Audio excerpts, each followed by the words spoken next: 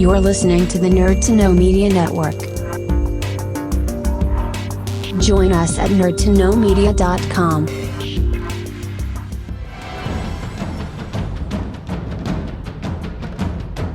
Broadcasting from the Blanchardstown Centre, this is Phoenix FM. This is 92.5 Phoenix FM, community radio for Dublin 15.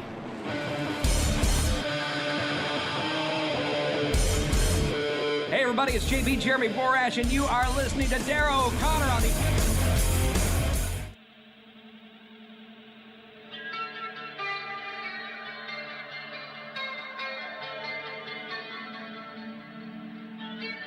Welcome to the Wrestling Rewind, the only wrestling podcast by fans who don't hate wrestling.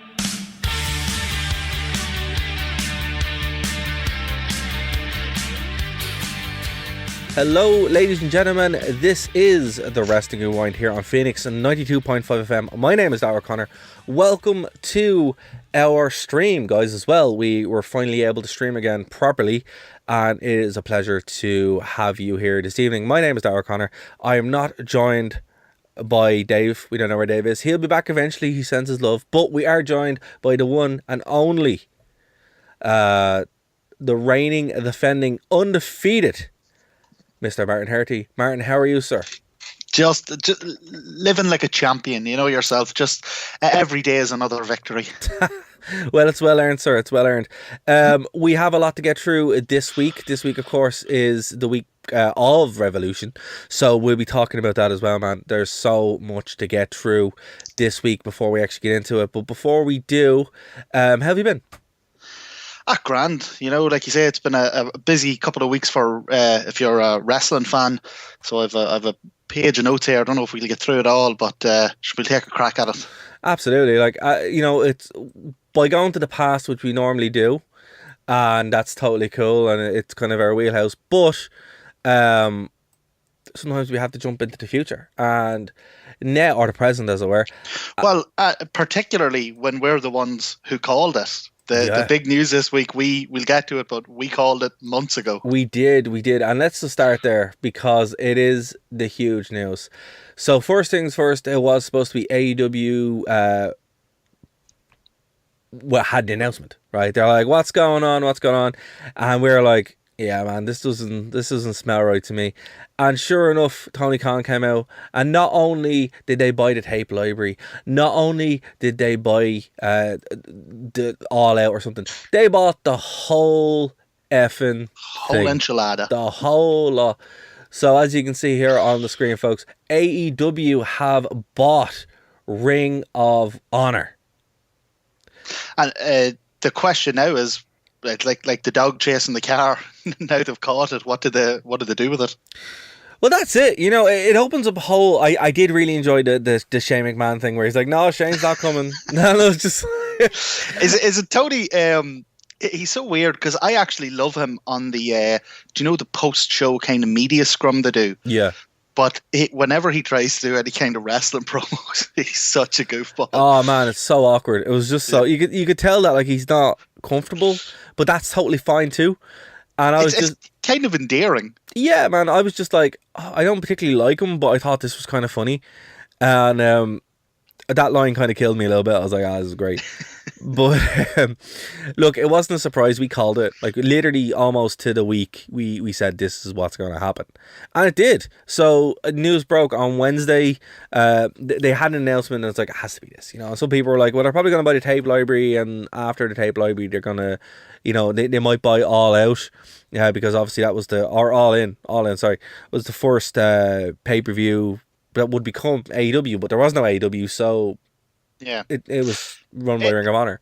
Well, it made so much sense. Like when you think about it, like there's all this talk about AEW setting up, you know, some sort of network or streaming service in the next couple of years. Yeah, they have, you know, they're going to want that back library of classic, you know, Punk matches, Danielson matches, like, yeah, and there's even talk in terms of the streaming service that they're also looking at not buying but doing a kind of a deal with PWG.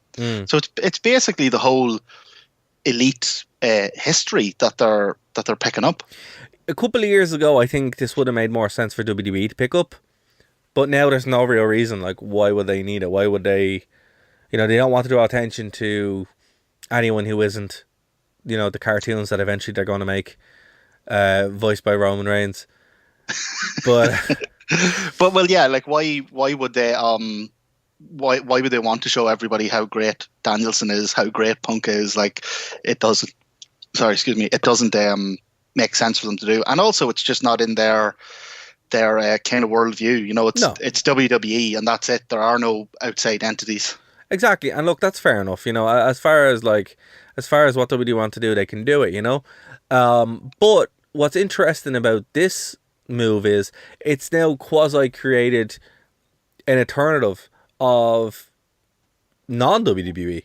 Like, anything that isn't WWE is going to probably be on here eventually if it is a streaming service. There are some talks that it's probably going to go on HBO Max. Yeah, I heard it from the Observer. Observer were pretty much laying it out, and they're like, yeah, it's going to go on HBO Max, which we don't have, but yeah, I don't know how it's going to work here. I suppose they could end up with a network style situation where that's their deal in North America, and then in the rest of the world they just have like an AEW streaming service. Now, if I was AEW, and I'm not, but what I would do is I would link up with Impact and do a licensing thing where, imagine that, dude. You have AEW, ROH, and Impact on streaming service. I'm with you, man. I would. That's incredible. That's pull such in good value. PWG, CZW, and I'd pay it. I'd genuinely pay it. I'd pay at least what I'm paying for the network for that, because that is such good value. Yeah, and it makes sense because they don't ban their wrestlers from working with other companies. It makes sense. Like, why wouldn't you have John Moxley's CZW cage match on it? So I think what they could build is a real, genuine wrestling alternative. Like, this is where the wrestling happens. This is where you get from your major AEW pay-per-views down to your smaller indie shows. Yeah, and it's good for them in terms of but I mean, wrestlers. If you're sitting there, like, Ring of Honor had this, like, people are going to see Ring of Honor who've never seen Ring of Honor before because it was hard to find. Like, over here, it's almost impossible to find. AEW, to a certain extent, is pretty hard to find now and then. I mean, legitimately. And Impact is literally impossible to find, legitimately, in lots of ways. So you kind of have to find other ways around it.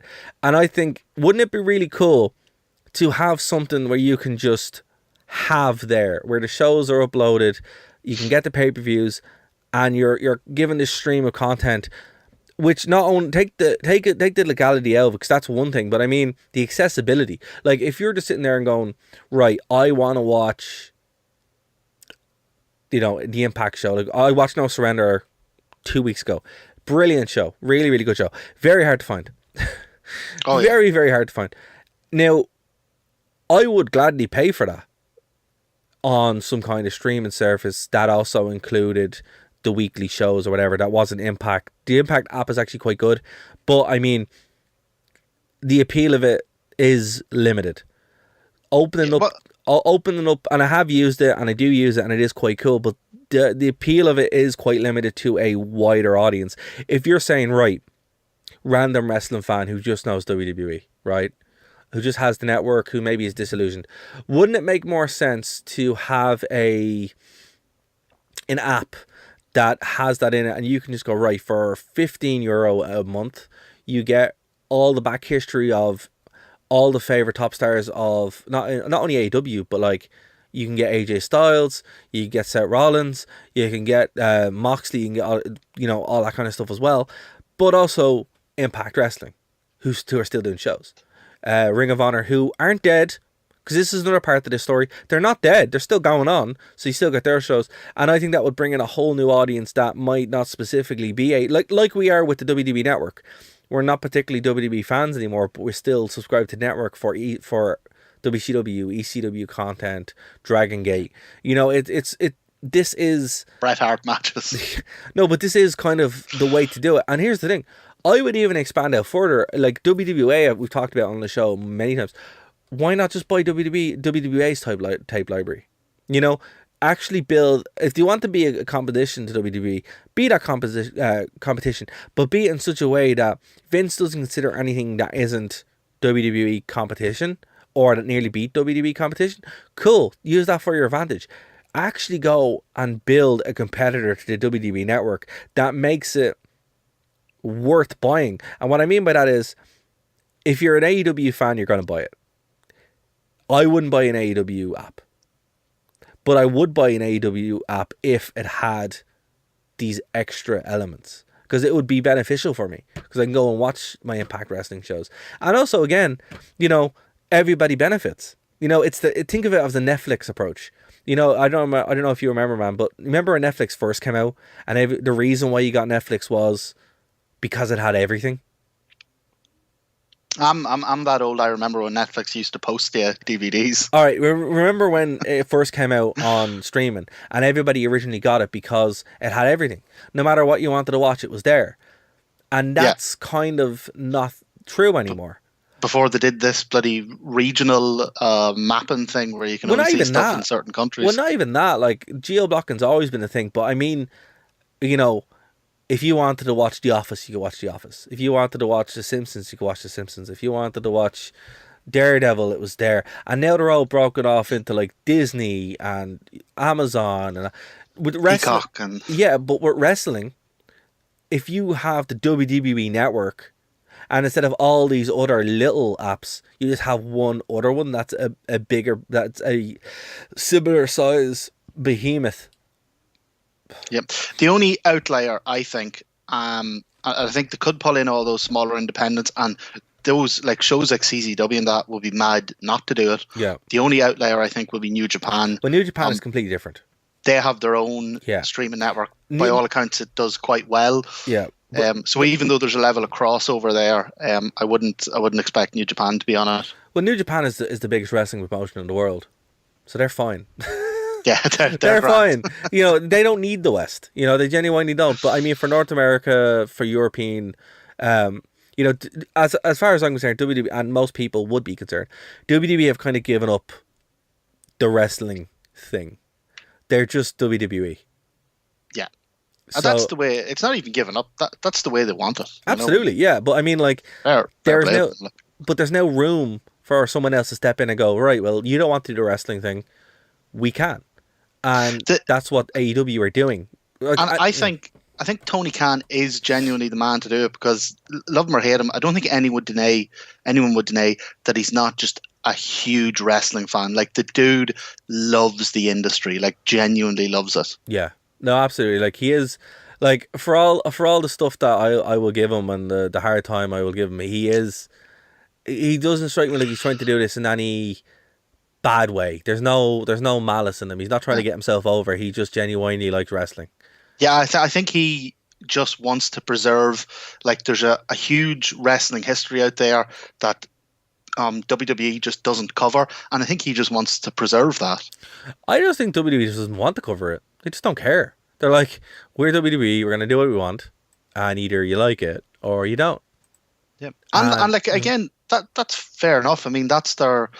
I don't necessarily like, I mean, they're kind of competition, but I don't really agree with the claim that AEW and WWE are competition. I think at this stage they're just two completely different things. Yeah, no, and I see. I think that's the appeal of a streaming service like this, because, you know, it's literally not the WWE. It's everything in the WWE that you normally wouldn't expect to see, because they don't do that kind of stuff. It's their own thing.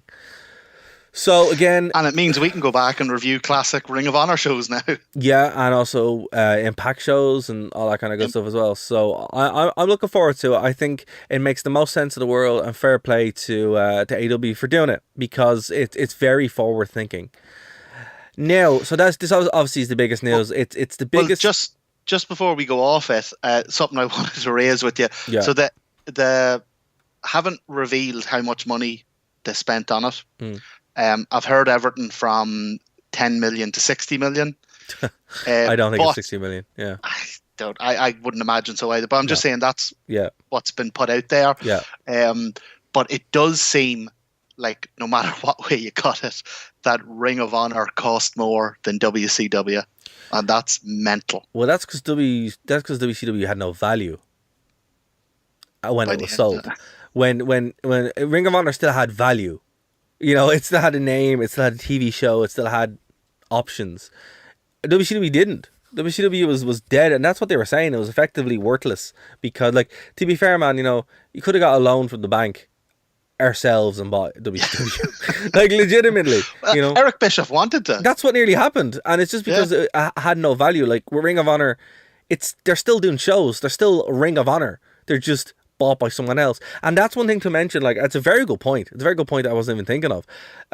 Ring of Honor are still existing as Ring of Honor and still doing shows. AEW's Ring of Honor or AEW Present. It's not WWE ECW or anything like that. It's just Ring of Honor. Like, yes, they own the assets. Yes, they own the library. Yes, they own the IP.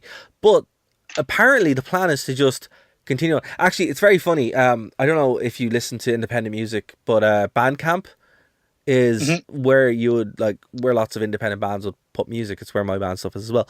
And something happened this week. The night I won the Bard of Armagh on Bandcamp, I think. Is it? Yeah. Oh, that's gas. But basically, the thing about Bandcamp is it was bought by Epic Games this week. Oh, wow. So, and the email that everybody got was, it's going to continue on like normal. So, I mean, like, it's not changing. It's just owned by a corporation. And I think that's do you think that's what'll happen? Like, because a lot of people are talking about Ring of Honor being like their new developmental, and I think that kind of does it a disservice. Yeah. But I can certainly see a lot more crossover. Because if there's one thing AEW needs, it's their guys, especially the lower level guys, the people they're building up. They really just need reps. They need to be out doing shows in front of audiences. And I mean, this makes sense. Well, see, I think with WWE now fully closing up shop to the whole wrestling thing, and I'm not being dismissive, WWE don't really care about the wrestling. It's not a thing for them. It's more WWE. And territories closing, NXT not being that place anymore. And also WWE just not, and they are the biggest wrestling company in the world. They always probably will be until they decide they don't want to be anymore. And what's interesting about that is they kind of dictated, right, well, where are people going to work? So having Ring of Honor there as your feeder system, where that goes into Impact and Impact goes to AEW. I think that's kind of what you'll see going forward, where they have this feeder system, but with TV the whole way through, where you're wrestling in a bingo hall or whatever, or independent shows, or you go to Japan, then you come back. There's somewhere for you to go. There's two very distinctive places to start off. Indie, mid-tier, before you go to AEW, and then you're there. What they've done is they've effectively they've cut WWE out of the picture by just doing what WWE you would think should be doing, but they don't. So No, I tell you, man. Sorry for interrupting you. No, go ahead. I can see Triple H genuinely showing up one day and be like, can I just run this? Because I think that would happen. Triple H shows up on AEW while Cody's on WWE. Well, that's our next story. So so let's move on to the next story. So the next story comes our way from 2 weeks ago, and from the New York Post. The New York Post reporting Cody Rhodes leaves AEW with WWE return likely. But the latest news today is that and this is the quote from Dave Meltzer, that the talks between Cody and WWE have fizzled out. Yes. So Martin, so nobody knows where he's. I don't think he's going to WWE, my friend. Like, I really want him to, so he'll be Stardust again. But I don't know. I think he made enough money. Okay, look, there's one of two ways this could play out, right? It wasn't a work. It was real.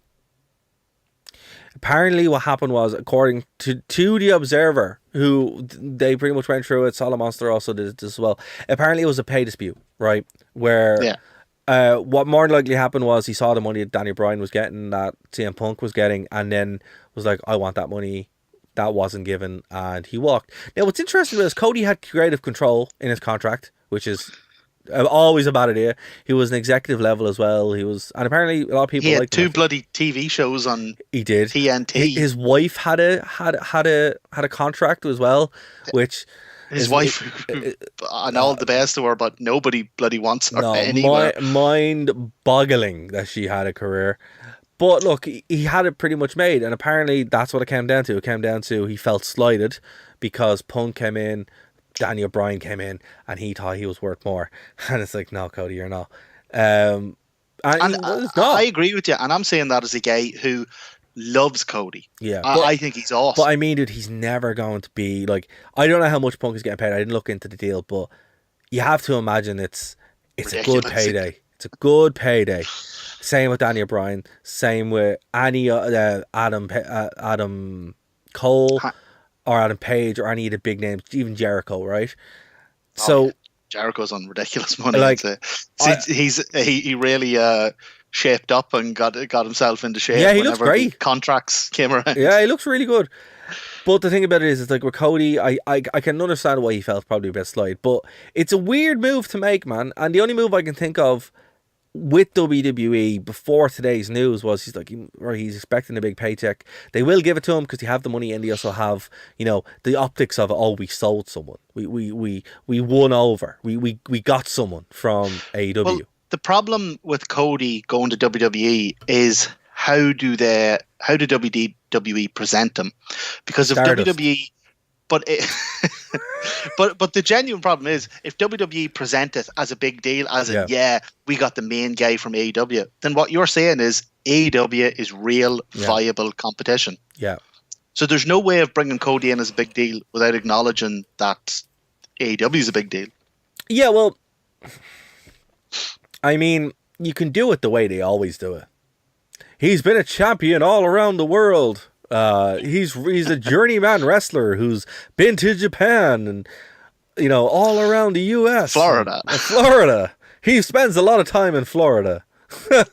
You know, and they can do it that way, where that is the way WWE do it.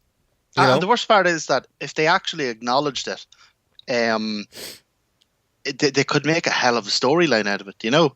They could have, like, Cody coming back and, like, saying he's here for his father's legacy and all. Like, they could make a genuine, brilliant storyline out of it. But it would require them to acknowledge the world outside WWE.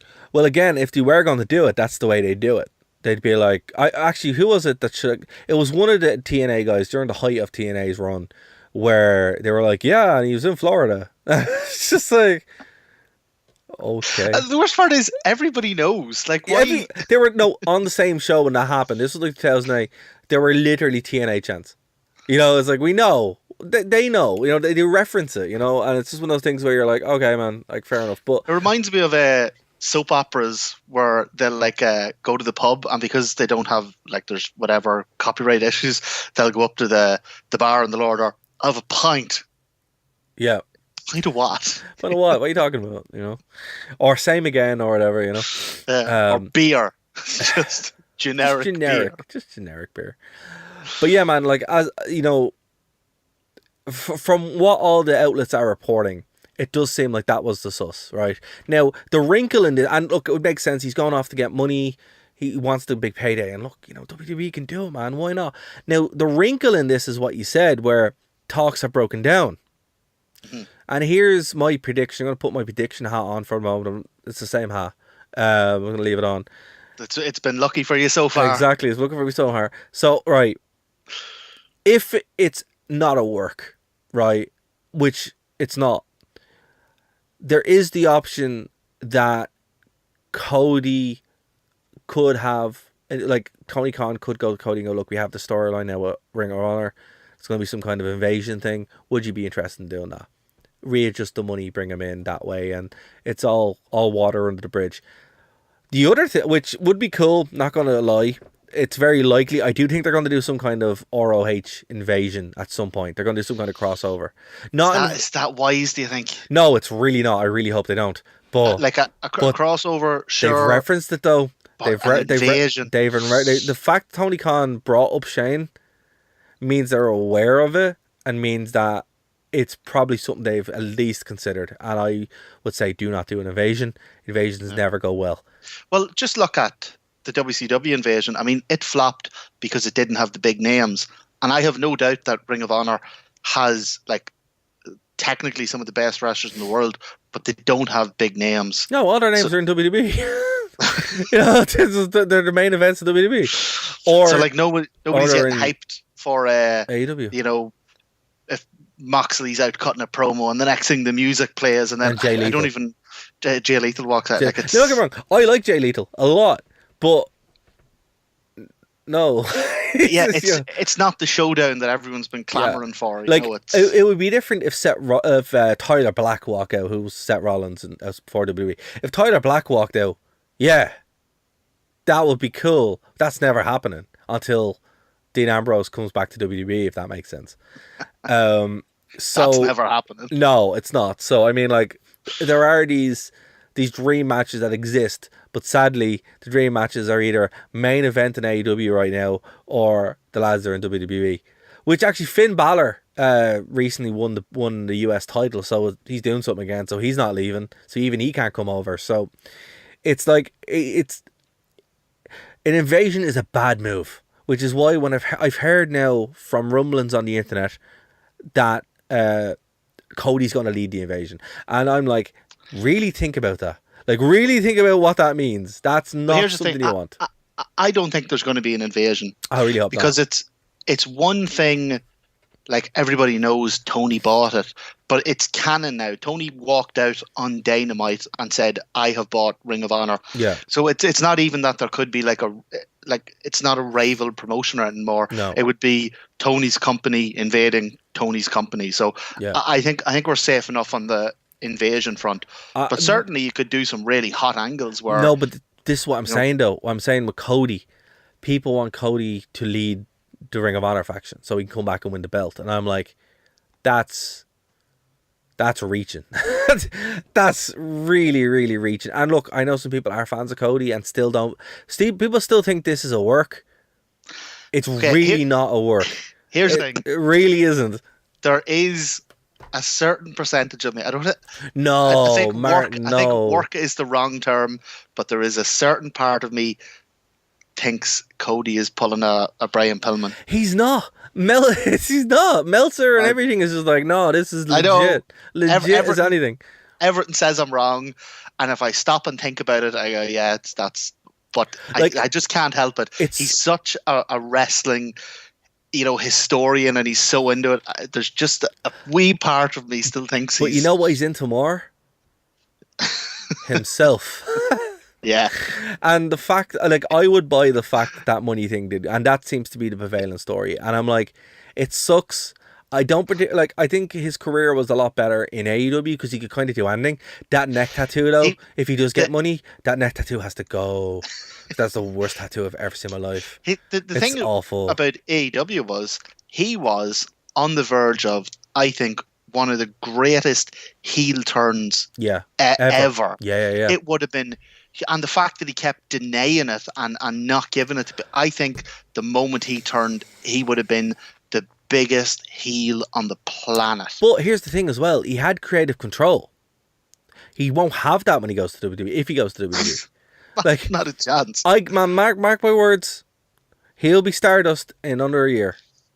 Yeah, well, what was it? I was listening to something today and they said, Cody will go to WWE, he'll win the US title, and then he'll be on the pre-show of SummerSlam.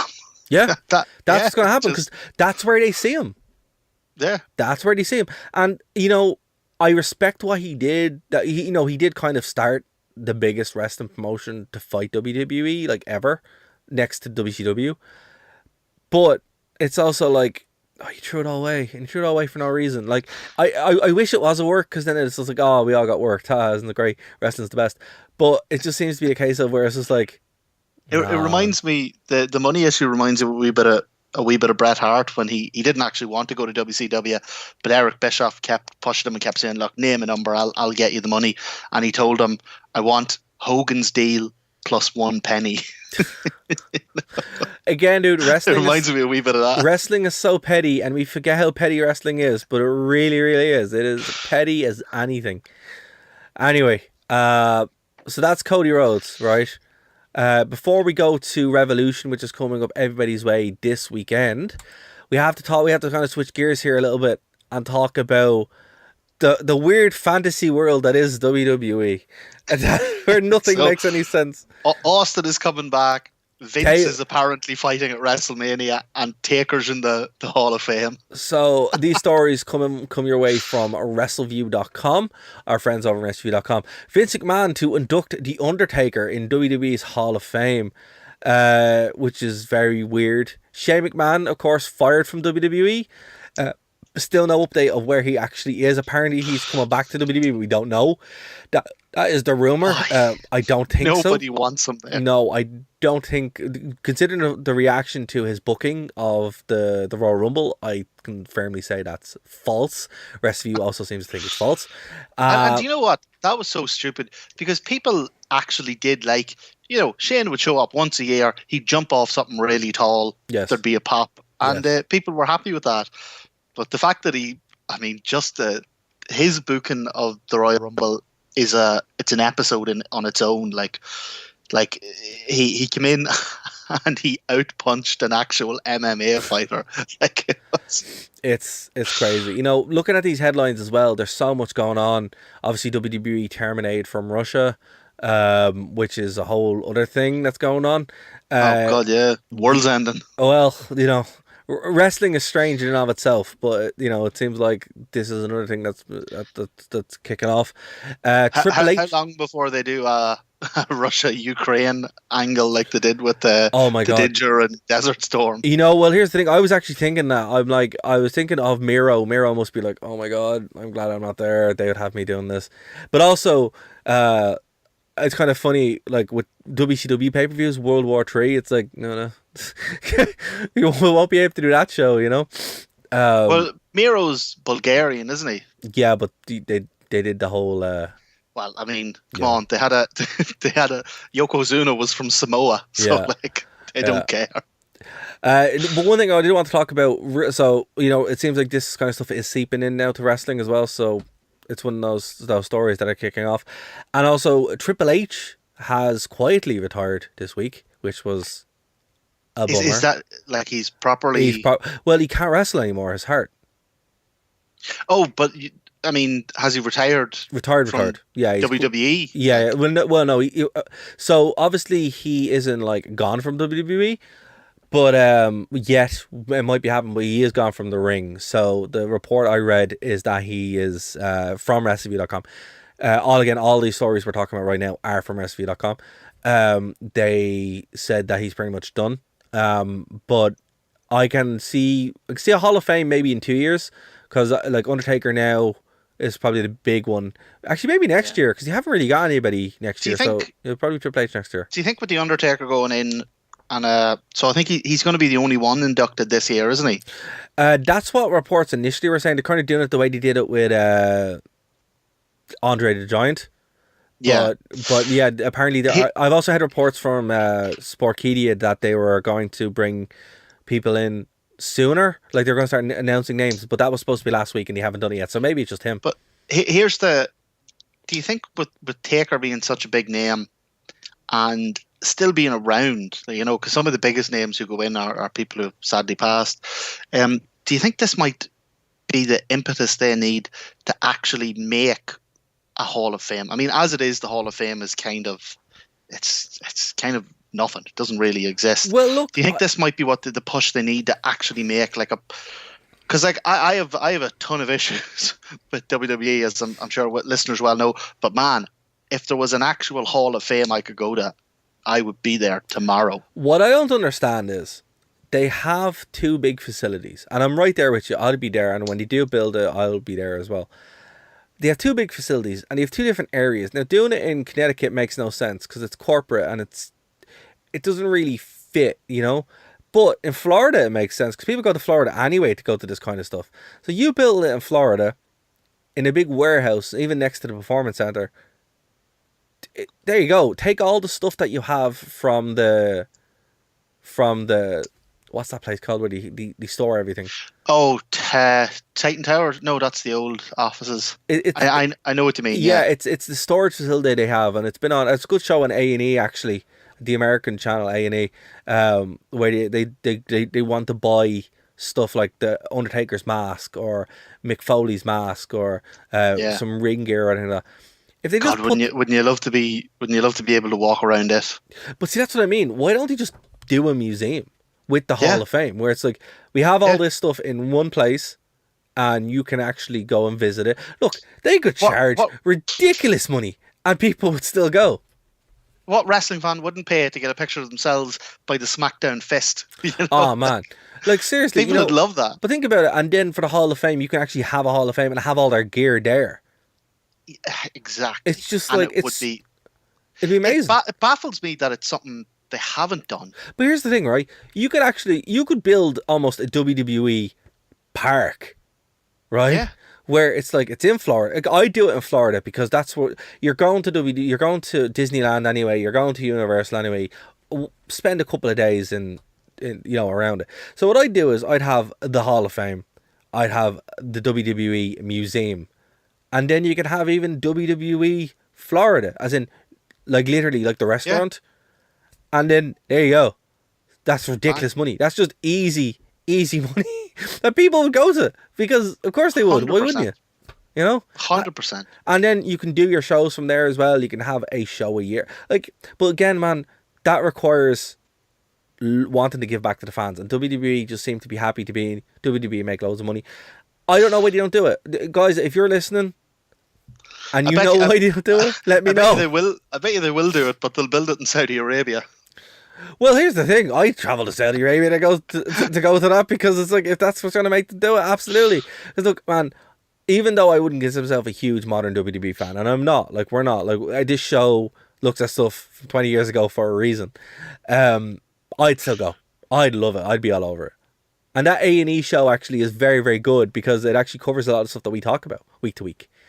And come here. Yeah, go on. So as a kind of a segue, as someone who isn't a huge modern fan, but obviously like myself, you've a massive graw for the older days. Absolutely. What do you make of Austin coming back? Again, this is something like Cody that has not actually been said. When I interviewed him, I'm going to find that interview and I'm going to put it on retransmission. I interviewed Stone Cold, yeah. So it's on a YouTube channel. I'm going to repost it. I'm going to put it on retransmission on the podcast. So if you're subscribed to us on the podcast, you guys will get it. And I asked him about it, and he said no. So it's like, obviously something changed, and I don't believe it until I see it, but I still really want to see it. You know, I just do. Well, here's the thing. See, after the Royal Rumble, I was like, I'm not paying for WrestleMania. I'm not watching that. Like, yeah, man, I would watch WrestleMania to see, like, even if he just comes out, does the music, bounces around a bit, does a stunner, 3 minutes, and it's over.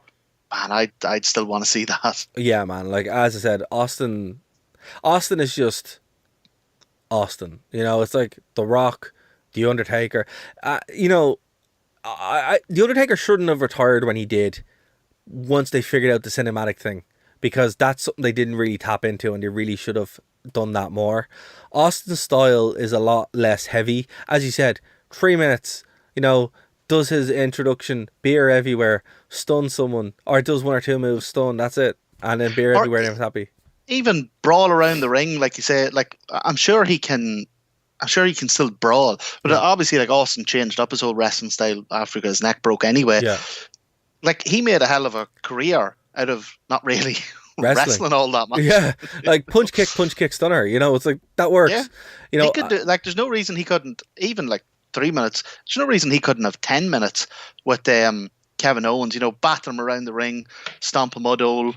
You know, throw the finger up to the crowd, like smash him with a beer can, drop a stunner. Like, it'd be huge. Yeah, like, but it is something again that WWE should have probably, like, you can actually wrestle those styles without taking a lot of punishment. Like the cinematic match as well. Again, this is a hill I'll die on. Undertaker did not have to retire. The cinematic match was the way to vacuum seal the Undertaker for the next 5 to 10 years. And even Sting, you know, him and Sting could have had a cinematic match where none of them got hurt and the whole thing was just a spectacle, and it'd be great. Well, what WWE did with Sting is an episode on its own. Oh, stop. And it might actually have to be. It might have to be. If you want to see Sting wrestle this Sunday, baby. I don't want to see Sting. The only person I want to see Sting wrestle is The Undertaker. He's brilliant. I can't believe how good Sting is. Sting's the best. But I've already... 60. He's class. Dude, when we get into the TNA shows, you're going to see how good Sting is. Sting is the best. And he always has been. But here's the thing. The Undertaker, you know, that's a match that just needs to happen. And I think eventually will happen, but I don't know where or when. So I think it's like so many like missed opportunities that if things had been different, they could have matched out, but I think it's one of those things we'll never see. It's like I would give my left arm to see Bryan Danielson versus Bret Hart. Like that would just be. Well, that's slightly different. Never gonna happen. That's slightly different. I would more consider it to be Danielson and Benoit. Or Danielson. Well, that's definitely never. Or Danielson and Guerrero, where it's like they're closer together, and the missed opportunity is just slightly there.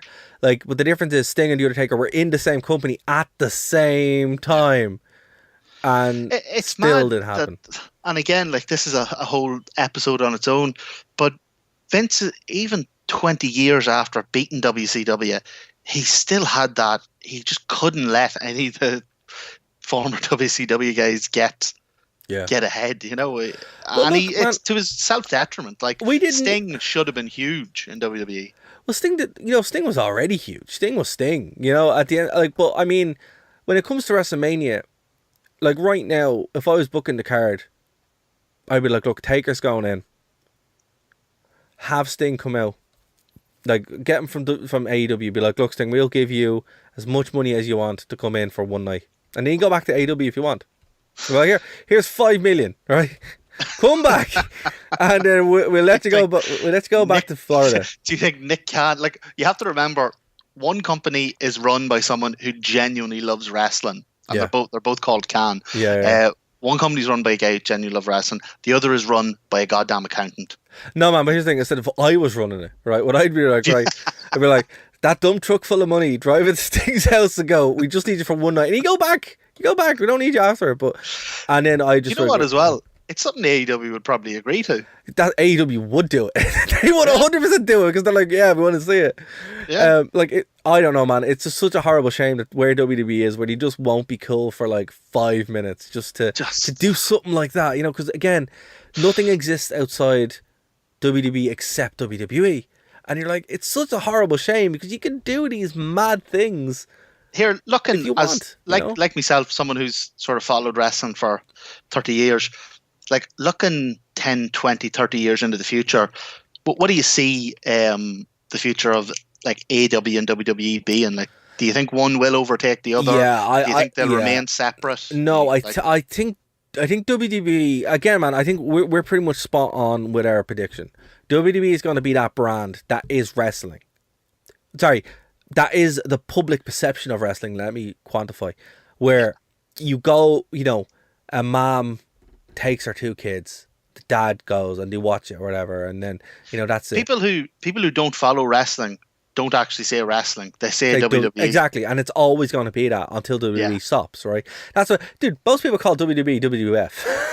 Still, they go wrestling WWF, right? So that's where it is, and that's only those are the days. Oh yeah, but that's the battle AEW has, or any company that isn't WWE has, right?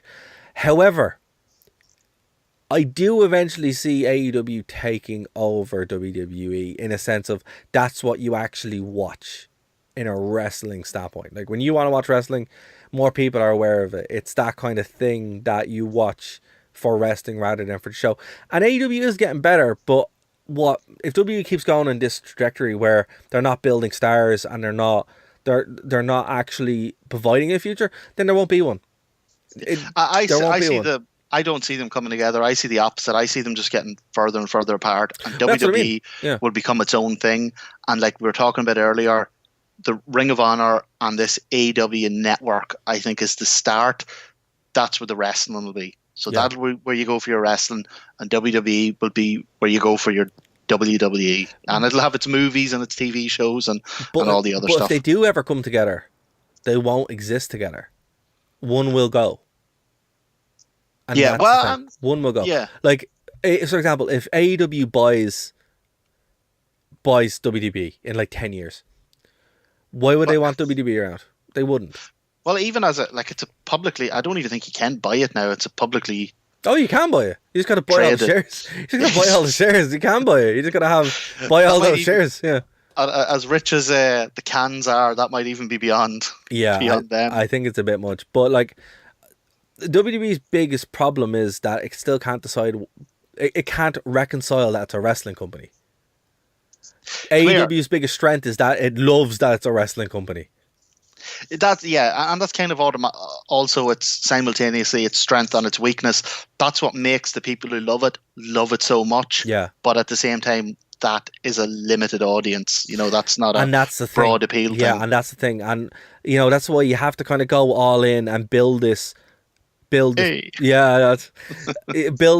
of this new superstructure around it, to facilitate the fact that this is the place to go for everything that isn't WWE. It has to become that, or else it won't draw on the audience. Because you want the Impacts, you want the Ring of Honor, you want the New Japan, you want the CZW.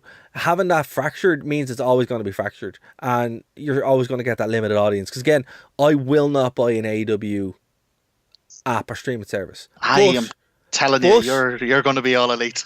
But if they have Impact on it, I would. Absolutely.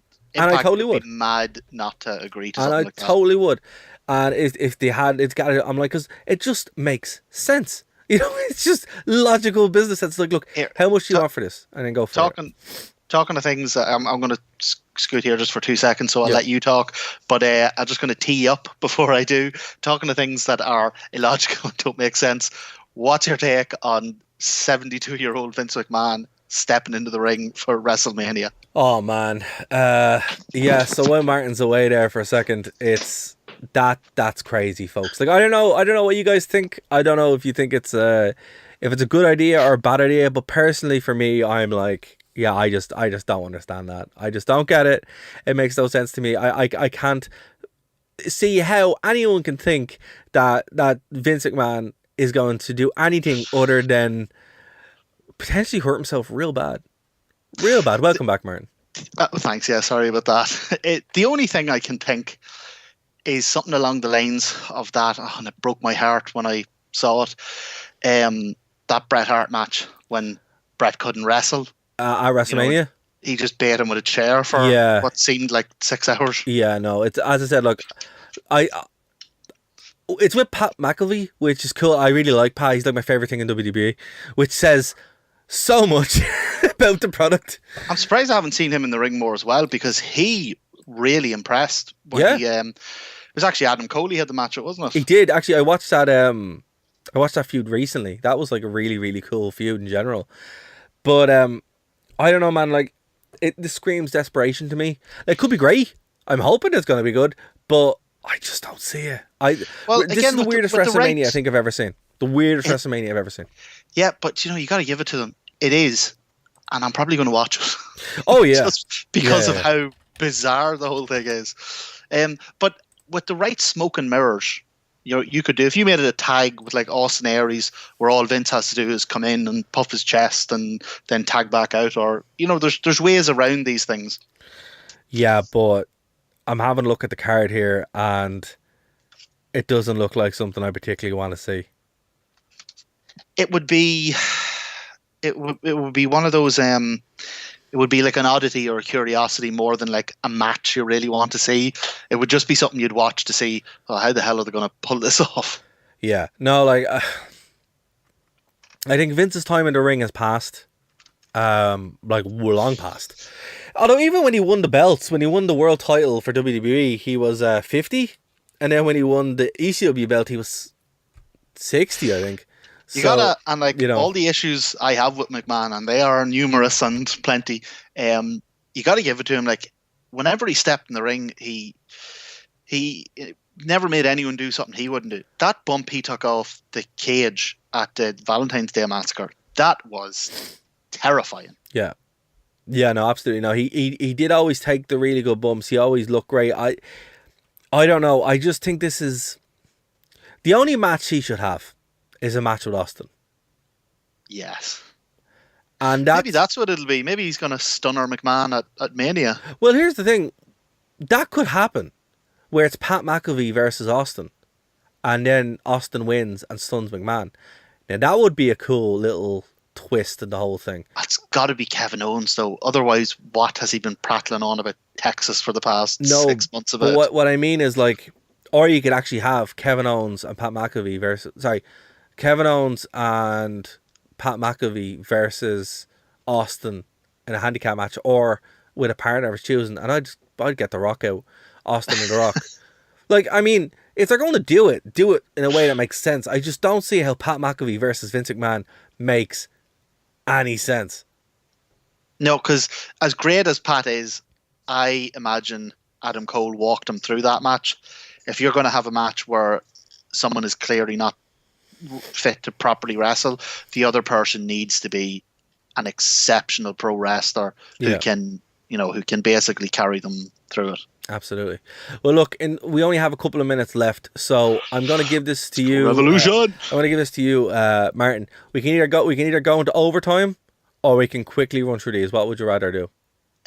Let's see what we can get done in the time. Okay.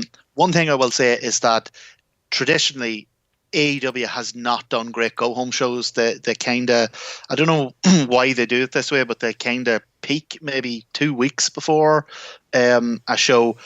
This week's Dynamite was sensational. It was the best go-home show they've done, and CM Punk versus MJF is the hottest goddamn angle in wrestling at the minute. So before you go on, I'm just going to quickly just say things that I'm really looking forward to.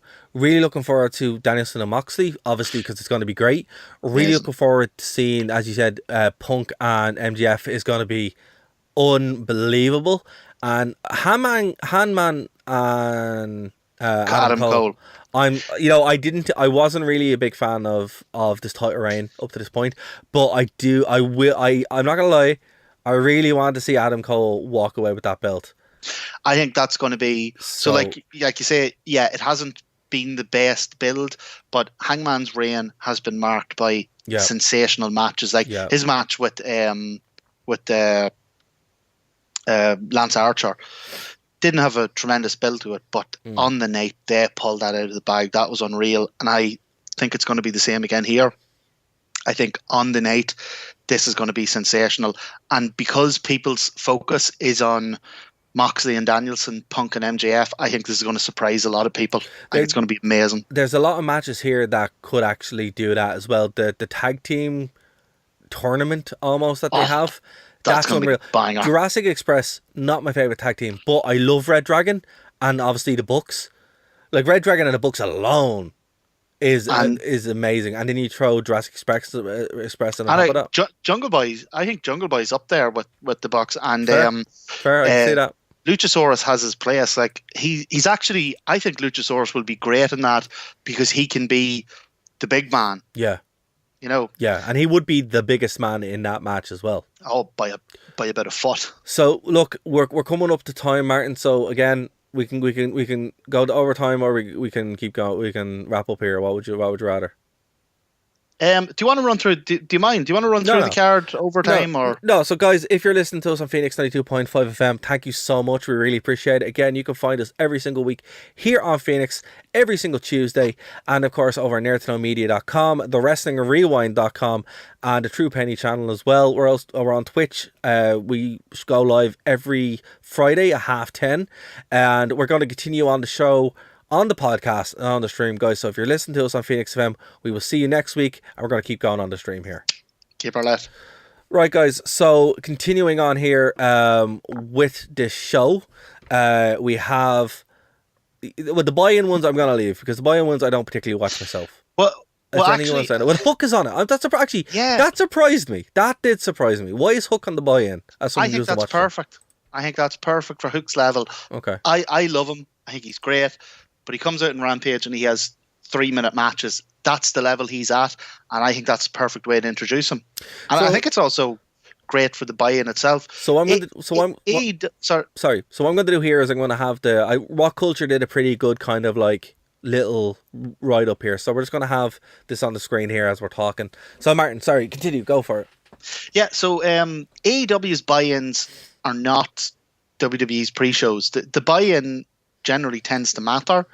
And I'm looking forward to this. And I have no doubt that QT Marshall's not going to set the world alight. Yeah. But I have no doubt that in the ring, him and Hook can have a hell of a match. A banger, as they would say. Absolute banger. And like, it only has to be 5 minutes, you know. Hook's whole thing is as much his... You have nothing else to do on a Saturday? Do you like nerd things? Now check out Nerd to Know Basis here on Phoenix 92.5 FM, 5 p.m. to 6 p.m. And then head over to nerdtoknowmedia.com for all of our shows as part of the Nerd to Know Media radio network. Thank you for listening to a Nerd to Know Media production.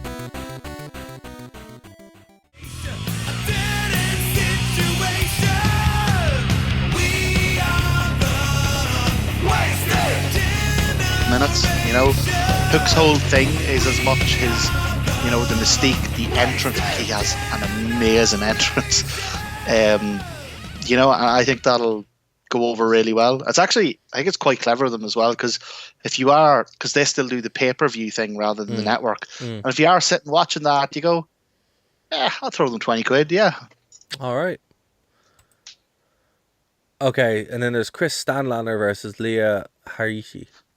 Layla Hirsch, yeah. Layla Hirsch. Again, I think this is going to surprise a lot of people. Layla Hirsch is sort of one of their up-and-coming women stars. She's probably a few years away from really peaking, but she's got a legitimate martial arts background.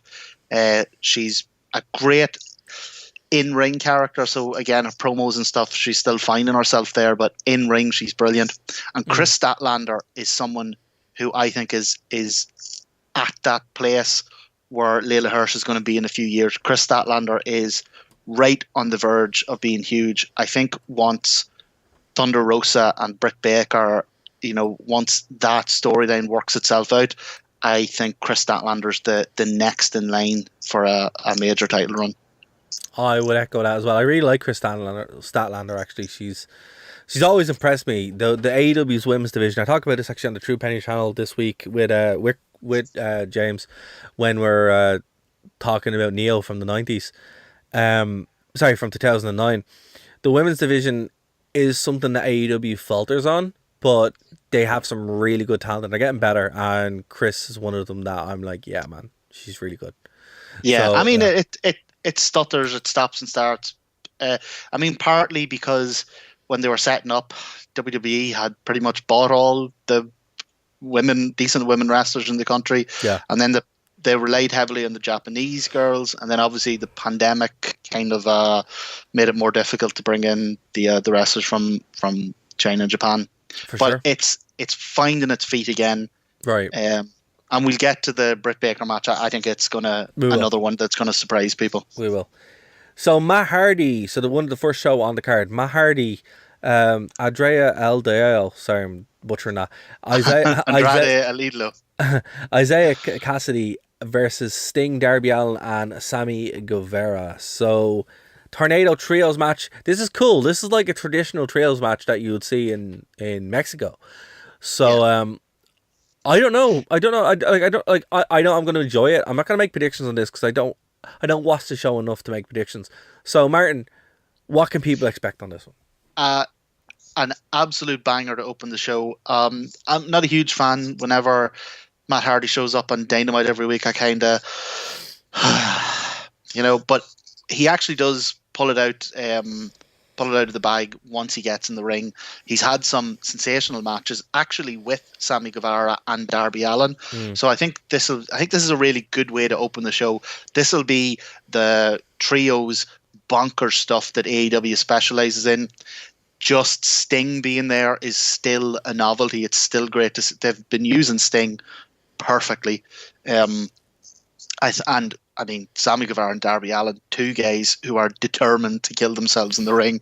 I think it's going to be a hell of just an absolute anarchy. Great way to open the show. Very much looking forward to it. Absolutely. And I think like when you're looking at it from that perspective, when you have these kind of elements that work together so well, it's going to be cool. And look, Sting, I'm still kind of like, I wish he was in WWE. But I think this is who you want him to work with. Jeff Hardy. Where's Jeff Hardy? Is he on this card? Jeff Hardy is, well, we don't know, but he has been saying that he's all elite. There's been nothing officially from AEW, but in interviews and stuff, he's been saying that's where he's going. They've been teasing that. So Matt Hardy's kind of faction is called the Hardy Family Office. Right. And over the past couple of weeks, it has bit by bit been breaking up. And I think we're looking at kind of one final, because he's a heel at the moment, we're looking at one final babyface run for the Hardy Boys. Fair. Next match, Jade Cargill and Tony Conti. Now, I love Tony Conti. She's so cool. But TBS Championship. So what is this? Is this a different women's belt? Yeah, so the TBS Championship is kind of like, it's basically the women's version of the TNT title. Right. So they don't consider it like a secondary title. It's just it's almost like a TV title. You'll see it defended on the weekly shows more than pay-per-views. But Jade Cargill has been brilliant with it. She is still learning the ropes.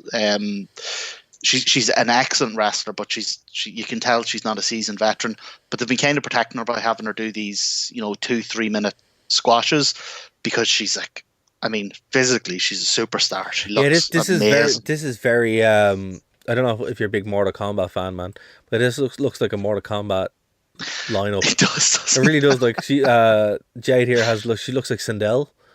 It's like, I actually think this match might be a test for both, because Tay Conti has really come along in leaps and bounds in the past year, and like I say, Jade has been mostly doing the squashes, and I think this is a bit of a test for them. I think they might give them 8 minutes, show us what you can do. Right. Okay. Face of the Revolution ladder match. Now this one is interesting, folks, because it's Powerhouse Hobbs, Wardlow, Keith Lee, Orange Cassidy, Rick Starks, and then the winner of Ethan Page versus Christian Cage. Basically, they wrestle on Rampage, and then whoever goes in. This, and I think, is there a Joker as well in this, or is that the? That's all I have so far. There's no one else. Yeah, there's no one else. Well, as we're recording, they could add it in. We don't know. Yeah. Rampage is tonight, isn't it? Rampage is in about 3 hours. Yeah. Unfortunately, it doesn't come on here till about 3 a.m. Yeah, so we're gonna kind of find out then. So folks, cut us a bit of slack, because we don't know. But who have we got on this, man? Like, obviously, I would say this is probably like What Culture went with Wardlow. I think this is probably to build up Keith Lee, to give him something to do. So that's where my money would be. That's the smart money. It's one of the great things about this card is that there are several huge matches on it that you can't predict. Yeah. And the reason you can't predict them is because they have great stories either way. Like, depending on who wins, they have great angles they can go off with either way. This is one of those matches. I think whoever wins this, it's a winner. Obviously, Keith Lee would be amazing, but Wardlow is in the middle of his sort of turn, babyface turn from MJF. MJF is peaking on the show with the feud of the year against CM Punk, and then you can never count out Orange Cassidy, because he Orange Cassidy defeated Adam Cole a couple of weeks ago. So there's really I couldn't call a winner, but I'd say whoever wins it, there's big plans for them. Right.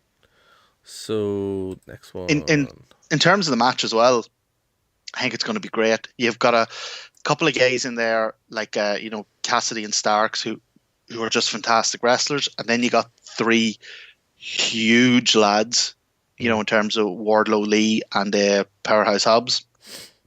And hell, it could even be Powerhouse Hobbs' moment. He's a guy.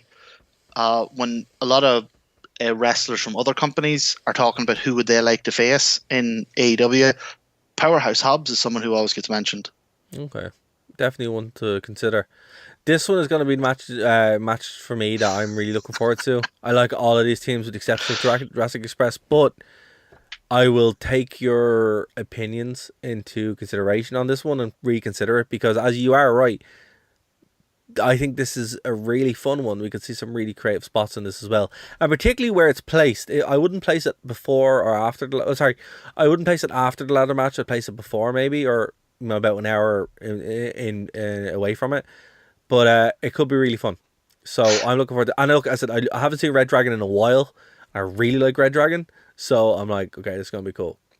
Yeah, they're fantastic. Look, and I know you still have questions about Jurassic Express. I think this match will change your mind. Okay. They've since they won the titles, they've had a couple of absolutely brilliant matches. And I mean, you're in there with the Bucks and Red Dragon. I mean, like, how bad can it actually be? Exactly. Next one up here is Chris Jericho versus Eddie Kingston. Chris Jericho looking in the best shape of his life recently. Amazing. Incredible. He looks so much younger. He looks about like 10 years younger. And he did it in about 3 months. Fair play to him, man. He looks great. Eddie Kingston he's been great. And like, again, Eddie Kingston's run in Impact was something else. So the fact he's brought that in now to AEW, huge boom for AEW. I don't know, like, I can see why they went with Eddie to win here, but I'm just looking forward for a good match.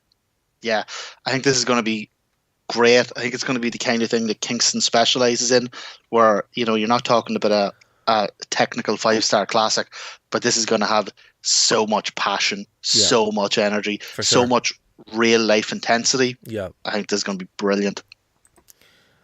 And I know we haven't really been calling matches, but I'm going to call Kingston for this one. I think they realize how popular he is, and I think 2022 he's going to land one of the titles. That's a fair assessment. Judging again, if you haven't seen his Impact run, really do. His Impact run is fantastic.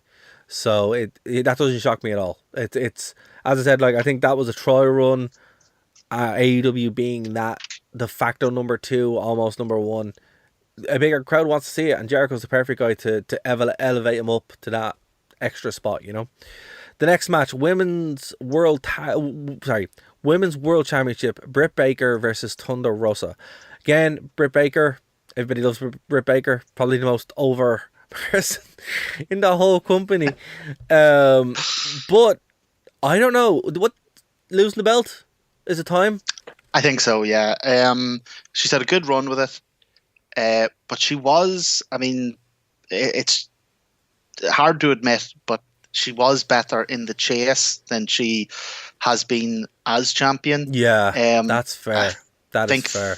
Thunder is unreal in the ring. Right. And I think this is the night they have to give it to her. These two had an insane lights out match. Like, they absolutely battered each other. So there's a hell of a build and a hell of a legacy going into this one. Obviously, they won't be able to pull out the same stunts, because this is like a championship match with the regular rules. But I'm really looking forward to seeing this one. And I think Thunder Rosa win, I think that would get over big with the crowd. I think there'd be almost the same level of emotion there was the night Britt Baker won it. Well, here's the thing. If Britt loses, she's chasing again. And as you said, that she is stronger in that. And you have Thunder Rosa getting that bit of a rub, I think that's a fair call, man. I think that's a fair call for the reasons you said, but we'll have to wait and see. I mean, Britt's best when she's a heel who's lost, claiming she didn't lose. She can say Thunder Rosa cheated, and Yeah. you know, and then she obviously has her angle she can spin off with Jamie Hayter, and you know, I think the thing with Britt Baker is she's that over that she can lose the title and still have big angles and still be, you know, a major part of the show. Speaking of major parts of the show, what is the main event for a lot of people? Bryan Danielson versus Jon Moxley. The story for this has been incredible. Returning Jon Moxley, obviously, from rehab and all that good stuff. Bryan Danielson on top of probably the best run of his career. Yes. And it's just having match after incredible match. I think this match is going to be unreal. It's going to be... I can see blood even though there's no weapons. I can just see this being exceptionally violent. In the way that, like, they're just going to work so super stiff. Yeah. And beat the hell out of each other. But no weapons. And at the end of it... Well, it's weird because they're not heels. No one here is a heel. So it is one of those kind of things where we're just going to be in for a spectacle, probably a 25-minute spectacle. That is my prediction. That's the only thing I'm predicting here. 25 minutes. This has big fight like MMA feel nearly. This just looks like a legitimate fixture. Because it's legit. Like Moxley beats the hell out of people. So does Daniel Bryan. And they're going to do it. Because that's what... Look, these guys are millionaires who could have stayed in WWE forever. And that would have been it. They left of their own accord to go and wrestle. Yeah. They're not going to phone it in or half-ass it. They're going with their full ass. I think, so like yourself, I wouldn't call a winner. What I would say is we're in for an absolute bloodbath. They're going to batter each other. And then at the end of that, I think, like I say, I couldn't say who will win, but there'll be like a kind of a forged respect, and we're going to get that Jon Moxley, Bryan Danielson, not necessarily like a tag team, but like respect, kind of like that faction they're going to set up where they take in younger guys and really blood them. Yeah, I can see that. That is kind of what they're aiming to set up, and I think that is what's going to happen. But before we have to get there, it needs to, again, I love that promo where Moxley's like, I don't team with anybody I haven't bled with. And I'm like, all right, well, that's what's going to happen here. I think what they're going to, because Bryan Danielson's just a wrestling genius, I think we're going to see an unprecedented level of violence here, but not, like you say, not the weapons, the glass, the chairs, the barbed wire, none of that stuff. I think we're going to see like a really vicious fight. Yeah, you're going to have, again, if people checked out the show I did with James Truepenny, an old school Neo Yoshi style LOC wrestling match where they kick the head off each other. And that kind of thing where they don't need the weapons. But the weapons can come in if needed. But with this kind of stuff, it's going to be hard hitting, super strong style, and that's what they want to do. The next there'll be pictures of both of them on social media afterwards with their chests all destroyed from chops. The next match, however, is going to be violence of a whole different kettle of fish. Have you seen this week's Dynamite? I haven't seen this week's Dynamite in full, but I've seen bits of it. Even if you just watch the CM Punk MJF face-off, it's amazing. And it actually, everyone was brilliant on it. Even Jim Ross. Jim Ross's calls on it were his like peak 90s Jim Ross stuff. He was excellent. Yeah. Well, this is the end of Walmart greeter Phil, I think. We finally start seeing shades of CM Punk actually being CM Punk, which is great. I just love the little touches where, calling back that he was a fan, that he left in 2014, all this kind of stuff. It was great. But I agree here with what culture. Punk has to win this. If he doesn't, it's dead in the water. Dead in the water again, if he doesn't win it. I don't know, because they're also lining up MJF to be. I mean, MJF could rob it. It doesn't hurt MJF if he loses. No, not to Punk. Not to Punk, and not in this storyline. The only person this hurts by losing is Punk. Yeah, I mean, he's a level of babyface we haven't seen like since the likes of Bret Hart. Your real pure white meat babyface. Yeah, so Punk has to win this one. It's the only match I'm actually going to call, and it's Punk. If Punk doesn't win this, he's done. I'll tell you what this match could really benefit from, and it's something that AEW don't do a lot, and that WWE do too much of, although they are excellent at it. This match needs before it an amazing video package. Yeah. Of the promos, the face-offs, the fights they've had. Like this is, I mean, we're sitting here at the start of March, and this is the feud of the year for me. Yeah, I agree, man. And the main event, which isn't really the main event, but is the main event anyway. It's got 3 main events on this bloody show. It does, and they're legit main events. Hangman Page versus Adam Cole for the AEW World Heavyweight title. These guys have a hell of a job ahead of them, because they're going to have to come out, like you say, after the Punk match, after the Danielson match, after we've had, the kind of trios, mad cocaine banger matches. But the whole thing with Hangman Page is once he gets in that ring, he always pulls it out of the bag. And I think this is going to be brilliant. And it's Adam Cole. Oh, it's Adam Cole, exactly. It's Adam Cole, baby. Phenomenal wrestler. Yeah. This one's going to be, look, I don't care who wins. I really, really want Adam Cole to win. I think he will. I know I'm not going to call it, but, yeah, well, what culture think? I don't know. It makes more sense to take the belt off Page now. Like, okay, so Revolution is what? The SummerSlam? Yeah, Revolution. Yeah, and the big one is All In or All Out. All Out would be the big one.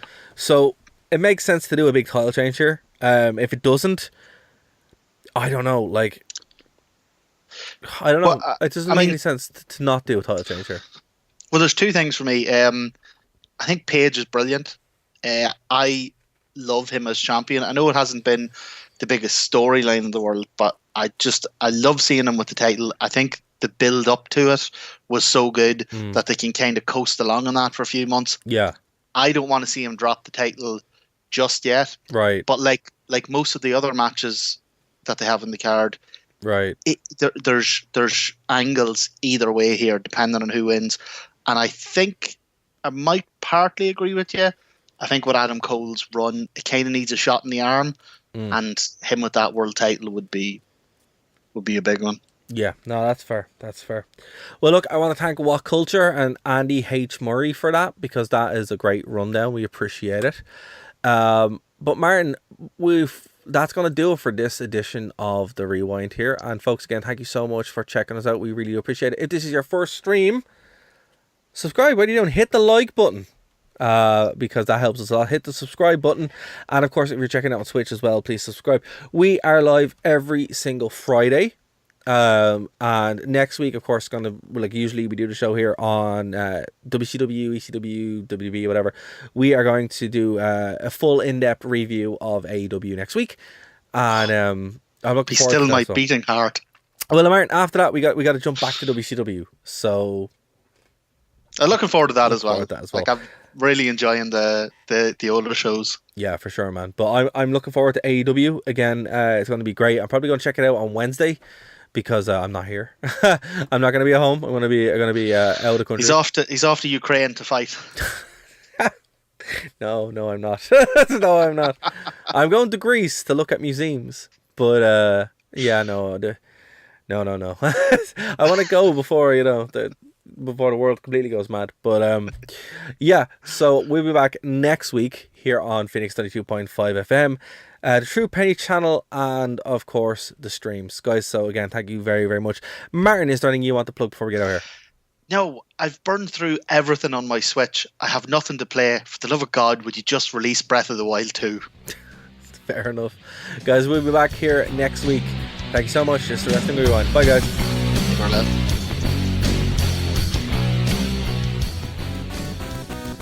Thank you for listening to a Nerd to Know Media production.